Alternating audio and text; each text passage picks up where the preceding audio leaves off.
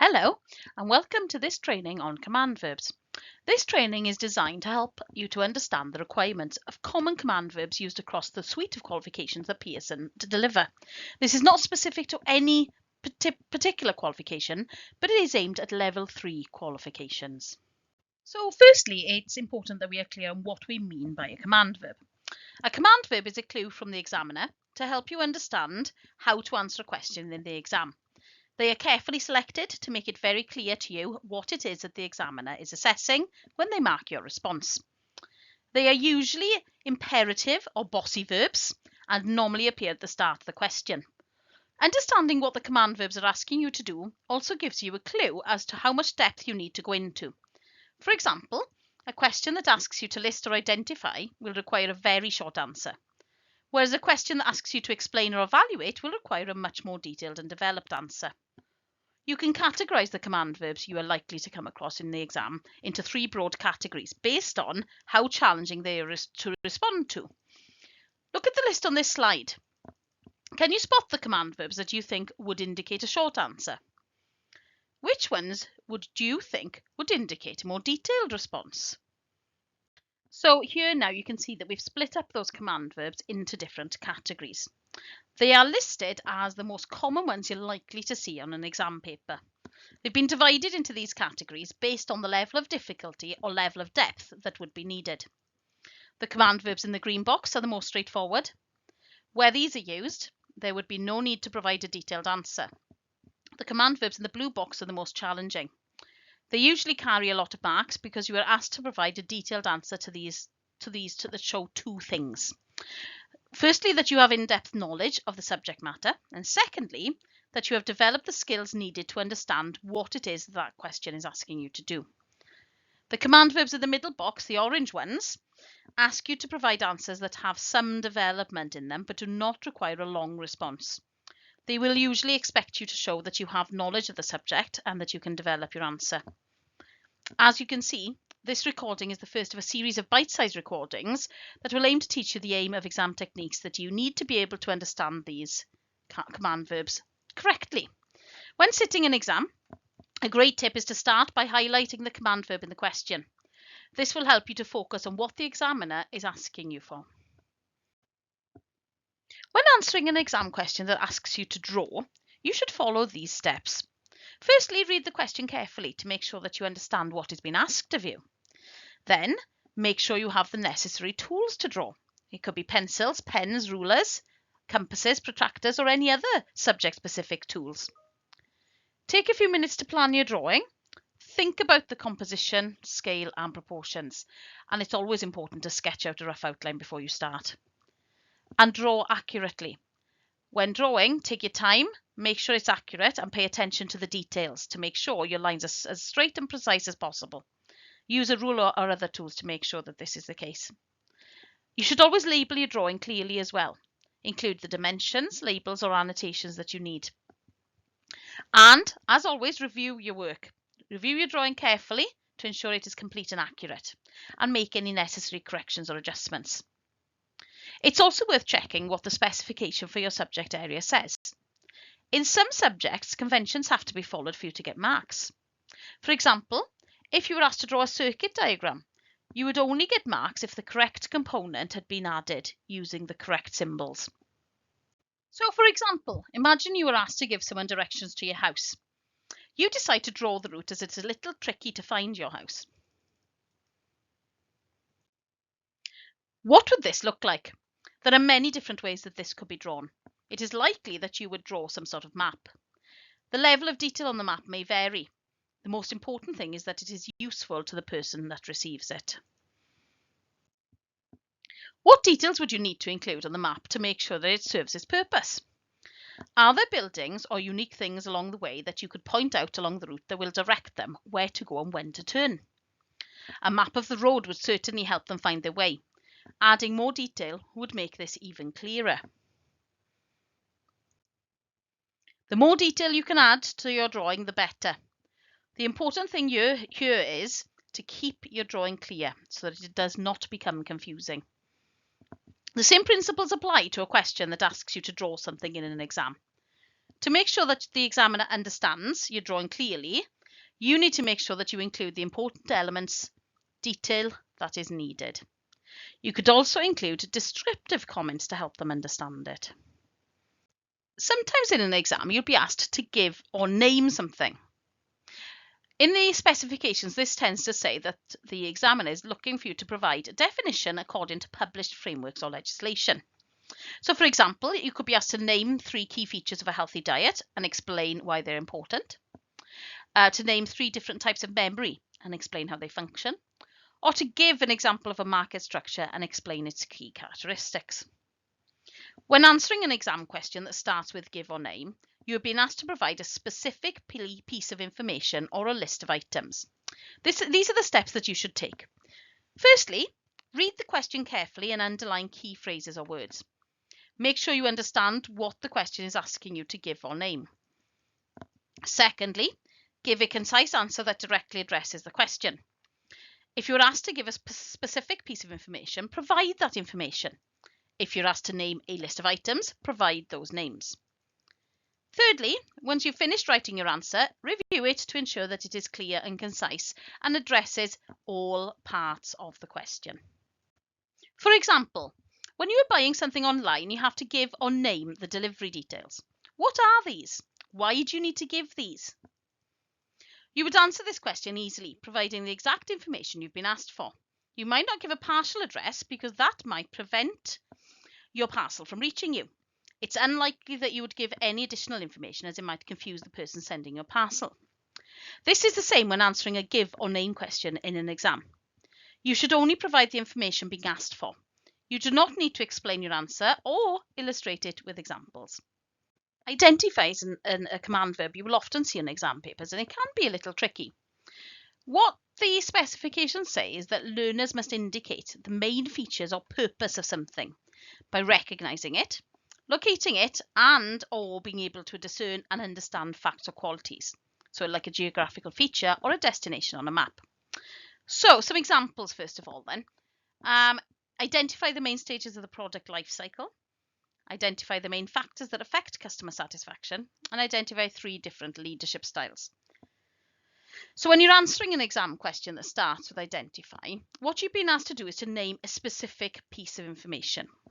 So what you should do is read the question carefully and underline the key phrases or words to make sure you understand what it is asking you to do. Then give a clear answer that directly addresses the question. If you're asked to identify a specific piece of information, provide that information. If you're asked to identify a particular feature, describe that feature and be very specific. If possible, provide specific details or examples to support your answer, because that will help you to show that you understand the topic well. And as always, make sure you review your answer. Once you've finished writing your answer, review it to ensure that it is clear and addresses all parts of the question. Remember, when you're answering an identify question, you've been asked to name or recognize a specific piece of information. Provide a clear answer that directly addresses the question, and, if possible, provide specific details or examples to support your answer. Now, here's a good example that most of us will be familiar with. Imagine you're at an airport collecting your luggage when disembarking a flight. There are hundreds of pieces of luggage waiting to be collected. When you're waiting for your suitcase, when you go on holiday, you have to be able to identify it from others. How do you do this? What do you look for? This is similar to answering an identify question in the exam. We are looking for specific pieces of information that will help us to identify particular features of a subject. Imagine this is your suitcase. How would you identify it on the conveyor belt of suitcases? Its colour is not distinctive. There are likely to be lots of dark grey suitcases. You would need to look out for other features that would help you to identify it. What could these be? It could be shape. It could be the style of the handle. It could be the size. It could be the way it's locked. This is the same thought process that is followed when answering an identify question in an exam. You've been asked to provide specific information about a particular topic. You need to be very direct in the information that you provide so that you can ensure you provide the points the examiner is looking for. So exam questions that ask you to label something are asking you to correctly indicate parts of a diagram or image or graphical representation. For example, label the different parts of a flower and explain the function of each part. Label the different bones in the human body and explain their functions. Or label the different components of a basic electrical circuit and explain how electricity flows through it. When answering an exam question that starts with label, you've been asked to identify and name specific parts or features of a diagram or image. So, step by step, first of all, you should read the question carefully and study the diagram or image provided. Make sure you understand what the question is asking you to label. Then, look closely at the diagram or image and identify the specific parts or features that have been asked to be labelled. It may be helpful to refer to a key or legend if one is provided. Then, label the parts. Using a ruler or straight edge, carefully draw a line from the label to the corresponding part or feature of the diagram or image. Make sure your labels are legible and clearly identify the correct part or feature. Once you've finished labeling the diagram or image, review your answer to ensure that all labels are correct and clearly identify the correct part of the feature. When you move house, boxes are labelled to help identify what's in them. Sometimes boxes are also labelled with warning notices such as fragile. This is important as it advises the reader about how they need to handle the item. Similarly, an exam question that asks you to label a diagram or picture so that you can mark what is included. When you do label a diagram, you should be very clear about what is included in it. When answering an exam question that starts with list, you are being asked to provide a series of related items or ideas. To answer this question, you should firstly read the question carefully and underline key phrases or words to make sure you understand what the question is asking you to list. Then, decide how you will organise your list. You may choose to list the items in numerical or alphabetical order, or you may group them by category or similarity. And then list the items or ideas in a clear and concise manner. Each item should be distinct and easy to understand. Sometimes the list must be in a specific order to get the marks. For example, if you were asked to list the steps involved in the process of photosynthesis, getting these in the correct order would be important. Other questions, such as the one we have on the examples for 3, list the key features of a successful marketing campaign, do not require a certain order. This information is usually found in the mark scheme for each paper. So here's an example of a list. Imagine you're baking a cake. You need to go shopping at the supermarket to buy ingredients. Before you go, you decide to write a list so that you do not forget anything. You may decide to sort your list into order by listing things into categories. For example, dairy, fresh, tinned, frozen. Why do you think this might help? What else might you need to know?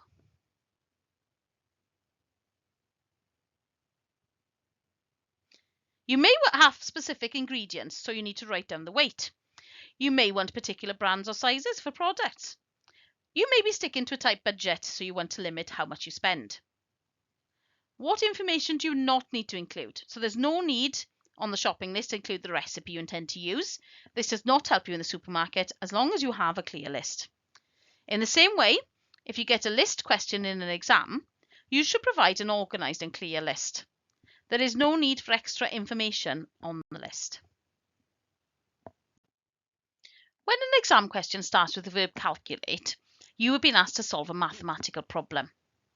The steps you should take are as follows. Firstly, read the question carefully and make sure you understand what is being asked. Identify the key terms and phrases that indicate what you have been asked to calculate, and remember to highlight the command verb. Then, identify the relevant formulas, equations, or mathematical principles that apply to the question. Make sure you understand how to apply these tools to solve the problem.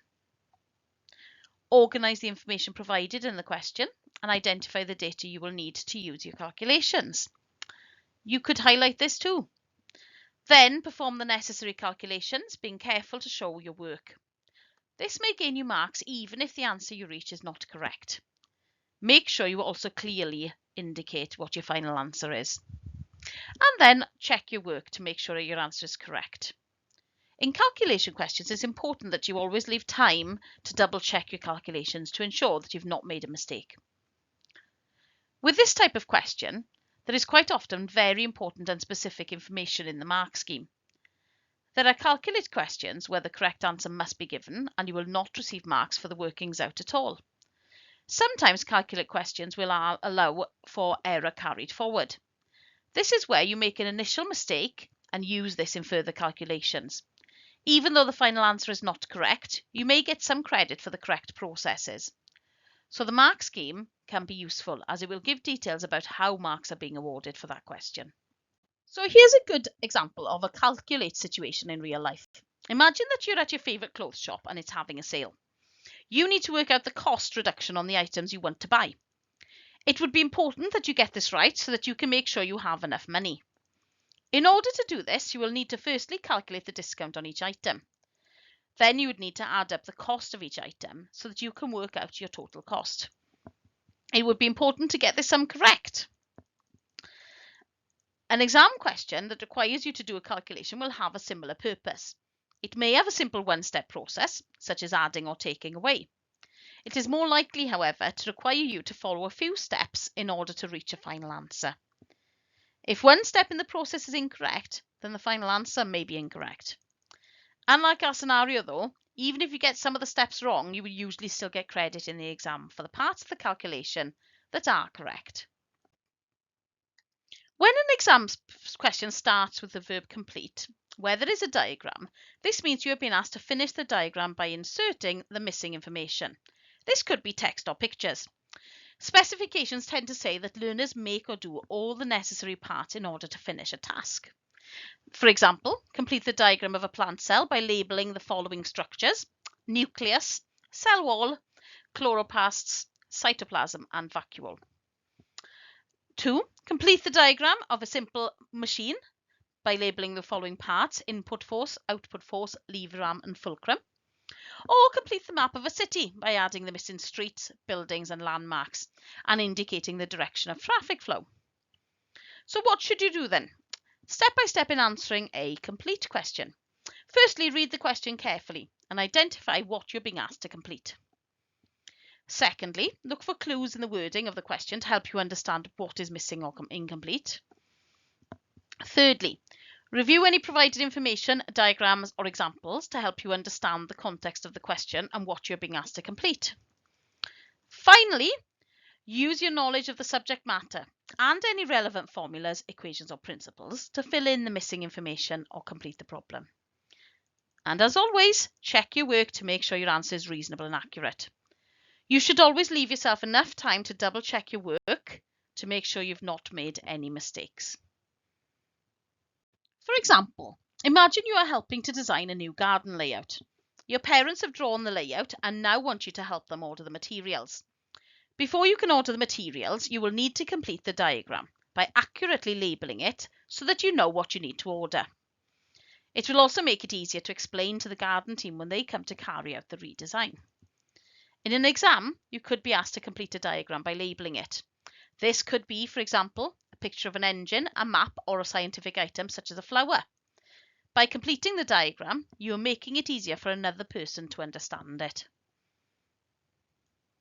When an exam question starts with the verb complete, where there is a table, this means you're being asked to finish the table by inserting the missing information.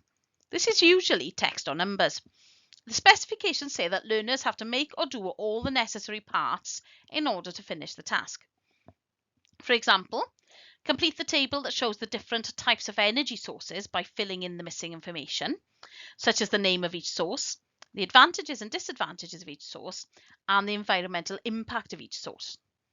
Or complete the table that shows the different types of nutrients by filling in the missing information, such as the name of each nutrient, the recommended daily intake, and the foods that are good sources of each nutrient. Or complete the table that shows the different types of economic systems by filling in the missing information, such as the name of each system, the characteristics of each system, and the advantages and disadvantages of each system. For example, imagine you are planning a new exercise routine. You may decide to create a table to keep the information organised. It's important that the correct information is placed in the correct place so that it is well organised. It's also important that the information is clear and concise, so you should only include short answers that include the key pieces of information that you need. When an exam question starts with the verb develop, it usually means that you are being asked to create or design something based on a set of instructions or guidelines. In the specifications, develop tends to say that learners acquire and apply skills and understanding through practical activities that involve the use of concepts, processes, or techniques to expand or progress something. So, for example, develop a new product design that meets the needs of a target market. Explain how you arrived at your design choices, including any research or testing that informed your decisions. Or develop a prototype for a new product that meets a specific need in the market. Explain the key features of your prototype and the testing you would do to ensure its viability. So, to answer these questions, firstly, you should read the question carefully and identify what it is that they want you to develop. Look for clues in the wording of the question to help you understand what you need. And remember, highlight the command verb. Then, review your information you've been given to help you understand what you're being asked to develop. And use your knowledge of the subject to create the product, system, or solution. And as always, check your work to make sure it meets the criteria outlined in the question. If you do have time, consider reviewing and revising your design to make sure that your work does what the question is asking it to do. For example, if you're making improvements to your home, you might develop plans for a renovation or DIY project. Imagine you decide to build yourself a new workstation to use in your study and play games on your laptop. This could involve researching materials and techniques, designing and drawing up plans, or building and installing new fixtures or features.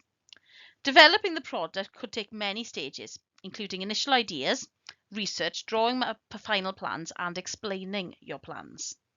Quite often, you'll get a command verb that asks you to describe something. The learner work here would need to give a clear, objective account in their own words, showing recall and in some cases application of the relevant features and information about a subject. So where this command verb is used, it normally requires wide depth of knowledge of a subject. And your evidence will normally be written, but could be a presentation or a performance or practice. So for example, you could be asked to describe the main components of a computer system, describe the characteristics of effective team leadership, or describe the different types of organizational structures.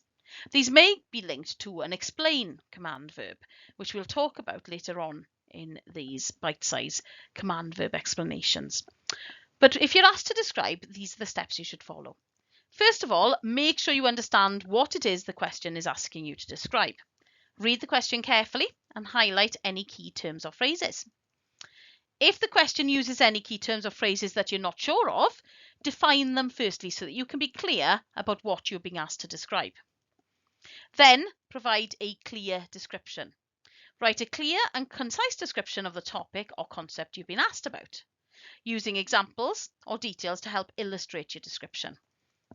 And then organize your response in a logical manner. That is easy to follow. Use paragraphs or bullet points to help structure your response and make it easier to read.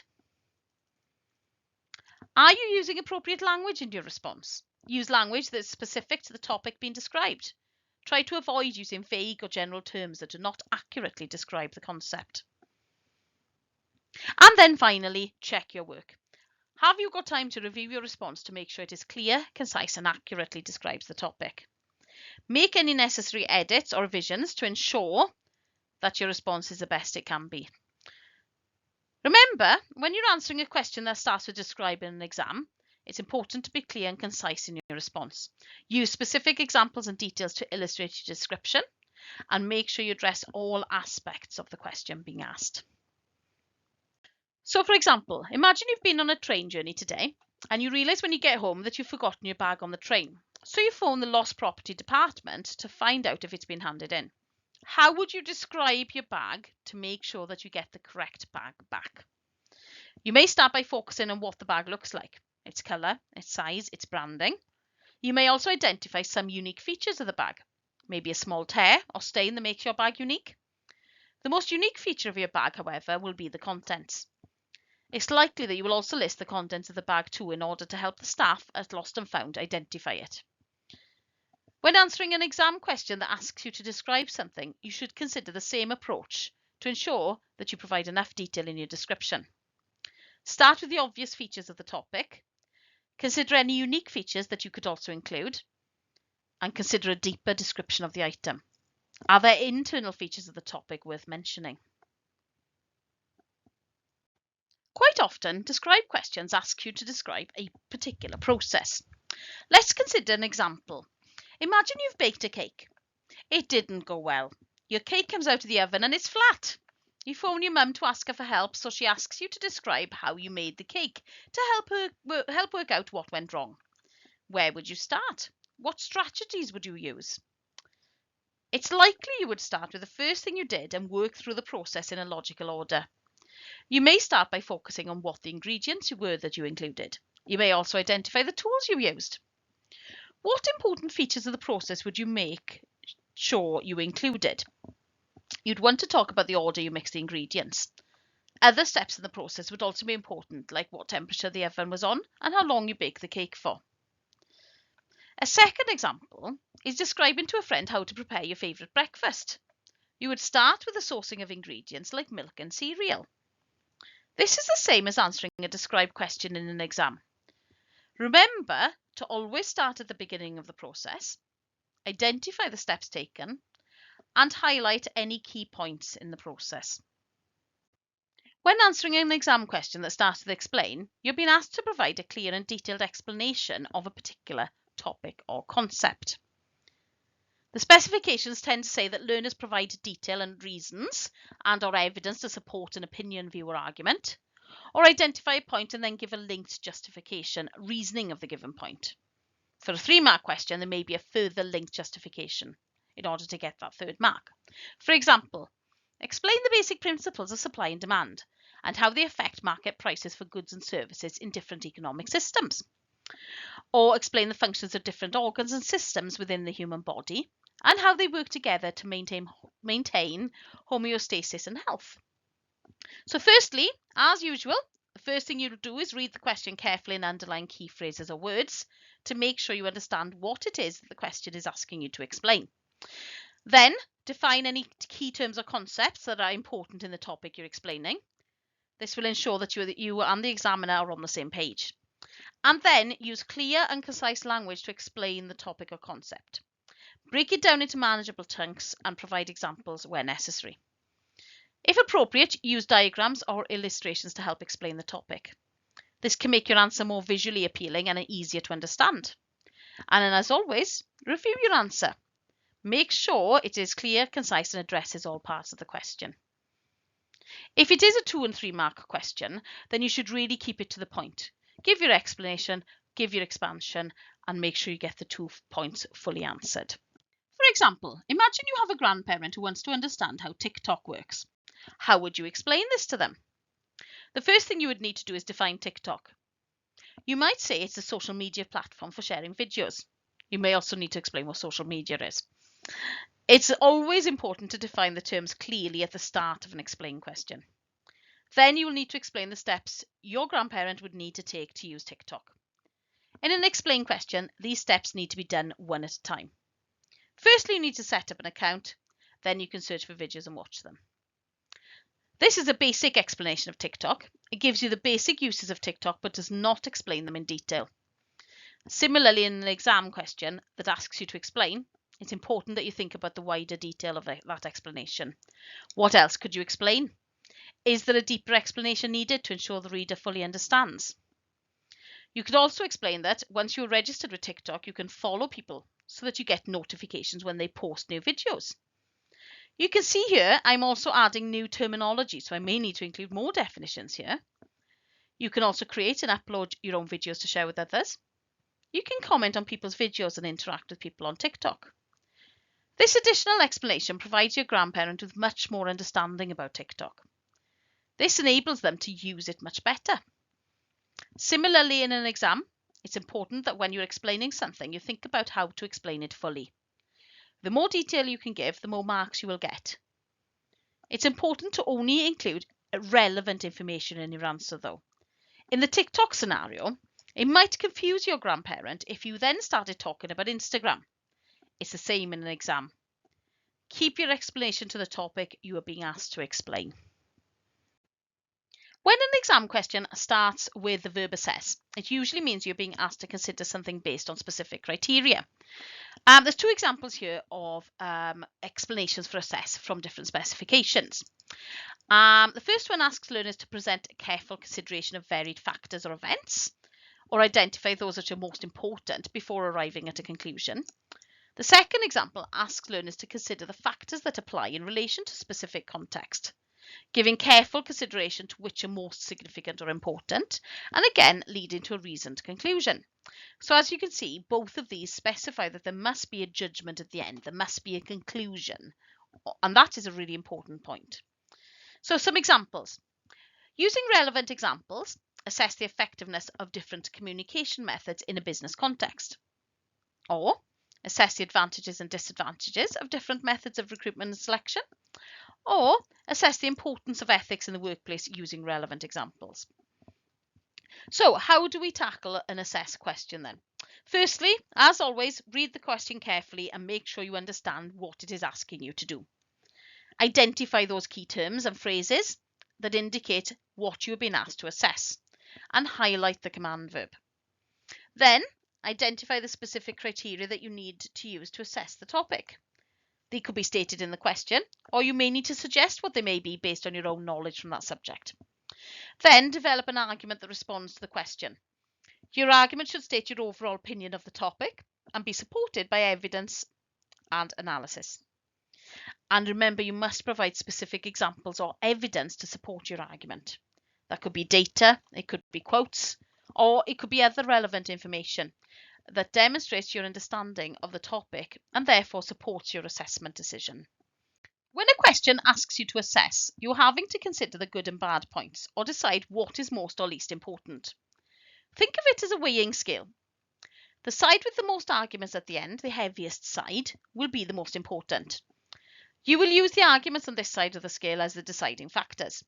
It is likely that you will conclude using these arguments to back up your point of view. As this is a tricky question, it's really important to think about how you're going to start your response. Having a wide range of sentence starters will help you to balance your arguments and will ensure that you're able to access the higher marks on an assess question. A top tip, remember to come to a conclusion at the end. So some examples here. While it is true that, it is also important to consider. On the one hand, but on the other hand. While there are advantages too, there are also potential drawbacks that must be considered. It can be argued that, but it is also important to consider. Both sides of the argument have valid points to consider, however. So take these sentence starters away and use them to balance your assess response to make sure that you've got a well-balanced answer. And remember, you must come to a conclusion at the end. So discuss is another command verb that comes up quite frequently on the longer answer questions on a paper. In the specification, it says that learners consider different aspects of a theme or topic, how they interrelate, and the extent to which they're important. But a conclusion is not required. So learners must consider the factors that apply in relation to a specific context, give careful consideration to opposing aspects of an issue, situation, or a problem. So unlike assess command verbs, discuss command verbs do not require a conclusion. Some examples for you. Discuss the importance of effective communication in the workplace. Discuss the key principles of project management. Discuss the impact of social media on personal relationships. Discuss the advantages and disadvantages of using renewable energy sources to generate electricity. Discuss the impact of technology on society and the economy, with specific reference to automation and artificial intelligence. When a question asks you to discuss, you are having to consider the good and bad points in a balanced way. This is different to assess because you are being asked to talk about a topic or issue in a detailed way rather than to analyse how important they are. You're actually providing ideas and opinions. The goal of a discussion is typically to explore different perspectives, gather information and gain a deeper understanding of the topic at hand. And there is no need to draw a conclusion. Again, as this is a tricky question, it's important to have a wide range of sentence starters to help you balance your arguments. These will ensure that you're able to access the higher marks in a question. Remember to come to a conclusion at the end. So it could be things like the most important factor to consider is. In response to the question, it's clear that. After considering all the factors, it could be argued that. One approach to this issue could be, it seems that.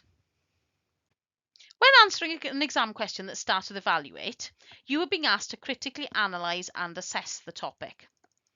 Specifications say that learners' work draws on varied information, themes or concepts to consider aspects such as strengths or weaknesses, advantages or disadvantages, alternative actions, relevance or significance.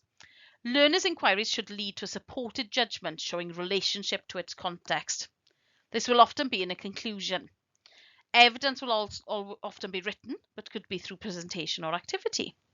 For a 12-mark question, there'll be two options to evaluate leading to a reasoned judgment or conclusion. So again, here we're weighing up two differences or more, two or more differences, and coming to a conclusion. So we've got to have a conclusion. For example, we could be asked to evaluate the impact of government policies on the environment, taking into account both positive and negative effects. We could also be asked to evaluate the reliability and validity of a scientific experiment and explain how these factors affect the accuracy of the results. Or we could be asked to evaluate the role of technology in modern society, discussing both the advantages and disadvantages of technological advancements. So, what are the steps that we should take? Firstly, as usual, read the question carefully and underline the key phrases or words. Make sure you understand what the question is asking you to evaluate. Secondly, identify the topic you've been asked to evaluate. These criteria may be provided in the question, or you may need to identify them yourself. And then use evidence to support your evaluation. This could come from course materials, research, or your own experiences, or the materials that you're given in the exam. Then analyse the evidence you've used, taking into account the criteria you've identified. What are the strengths and weaknesses of the evidence that you've given? You then need to assess the topic, take into account both positive and negative aspects, and use examples to come to a balanced point of view, which leads on to your conclusion. Based on the evidence you've given, what is the conclusion that you've reached? Remember to summarise your main points and provide a final assessment of the topic. So here's some good sentence starters to help you with answering these sorts of questions. Having a wide range of sentence starters will help you to balance your arguments. This will ensure you're able to access the higher marks on an evaluate question, and remember to come to a conclusion at the end. So you could start with based on the evidence presented. After reviewing the data, it appears that, given the information provided, or overall it's clear that. So these are all sentence starters that will enable you to draw a conclusion. Evaluate and assess can be very similar on the surface, but there are some subtle differences between the two. Evaluate usually means to form an opinion or judgment about the quality, value, significance of something, whereas assess asks you to weigh up viewpoints and decide which is strongest. You may even have more than two. For an evaluate question, you need to look at something in detail and then making a decision about its worth or effectiveness. Evaluation often involves subjective criteria and personal judgment at the end. The judgment or conclusion is much more important in an evaluated question. When answering an exam question that starts with examine, you have been asked to closely analyse or investigate the topic. Learners are asked to select and apply knowledge to less familiar contexts. For example, examine the factors that contribute to social inequality, such as race, gender and class, and discuss the potential consequences for marginalised populations. Or examine the causes and consequences of global conflicts such as war, terrorism and political instability, and assess the potential solutions for promoting peace and stability. Or examine the biological and psychological factors that influence human behaviour and discuss how these factors interact to shape our personalities and identities. So how do you tackle these questions then? Firstly, read the question carefully and underline the key phrases or words. Make sure you understand what the question is asking you to examine. Secondly, identify the key elements or components of the topic you're examining. This may include concepts, theories, or specific examples. Thirdly, use evidence to support your examination. This may come from course materials, research, or your own experiences. 4. Analyse the evidence you've gathered, taking into account the key elements you've identified. Consider how the evidence supports or challenges these elements and provide a detailed analysis of the topic using specific examples and evidence to support your analysis. In an exam question, the differences between examine, evaluate, and assess can be significant, and it's important to understand what the examiner is looking for to ensure that you answer the question appropriately. An exam question that asks you to examine something typically means that you should describe and interpret the details of the subject in question. You might be asked to identify specific features, compare and contrast different aspects, or provide a detailed description of something. You are not being asked to compare viewpoints or make a judgment. So I hope you found this presentation useful and that it taught you a lot more about command verbs and how to tackle them in exam questions. Just a final note from me, a couple of key points to take away that are important for almost all command word questions in the exam. Always highlight or underline the command word in the question so that you know what you're dealing with and then you keep focused on that style of command verb. Also, underline key phrases before you start and define them in your own mind so that you know clearly what you're being asked to do. Remember on longer questions to plan out your answer so that you can ensure you include all of the relevant information that you need. And finally, always leave enough time to check your answer. It's a really important thing to go back and check your answers to make sure they haven't made a mistake or missed out any key information. But most importantly, remember to believe in yourself. You can do this. You've studied well for the course and the exam is just confirmation of what you already know. Best of luck.